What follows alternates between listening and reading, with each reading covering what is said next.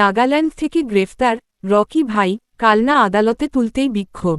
পূর্বস্থলী 1 ব্লকের হেমায়েতপুর অটোস্ট্যান্ড এলাকার রকি ভাই নামে পরিচিত সুব্রত সর্দারকে নাগাল্যান্ড থেকে গ্রেফতার করেছে নাদনঘাট থানার পুলিশ।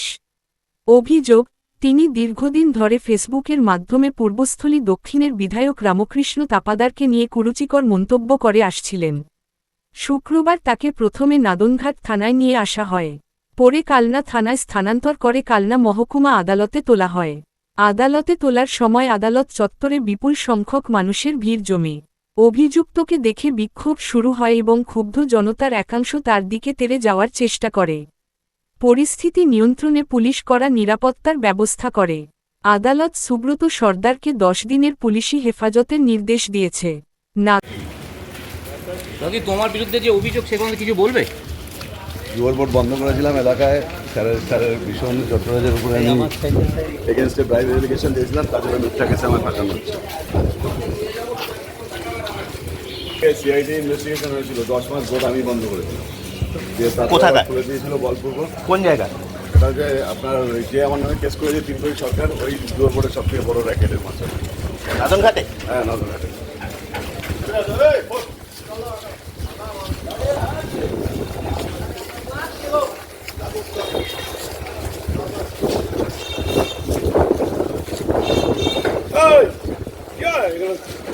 ওটার মধ্যে দখল নাকি?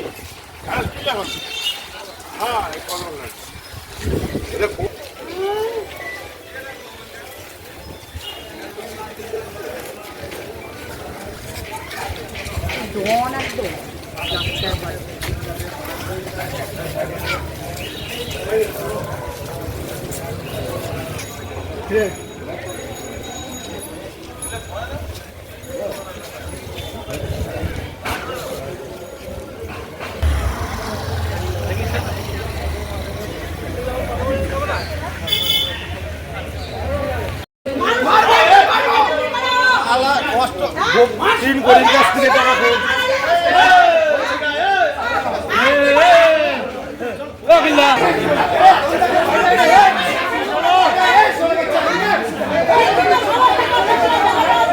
আপনি কি আপনার নিজের জন্য বা আপনার সন্তানের জন্য অথবা আপনার পরিচিত কারোর জন্য এমন একটা কম্পিউটার সেন্টার খুঁজছেন? হ্যাঁ, ঠিকই ধরেছেন, আশালয় কম্পিউটার সেন্টার, যেখানে আধুনিক টেকনোলজি দ্বারা আধুনিক ল্যাবে এবং প্রশিক্ষণপ্রাপ্ত শিক্ষক শিক্ষিকা দ্বারা স্কুলের বিভিন্ন কোর্স অথবা ডিপ্লোমা কোর্সগুলো করানো হয়।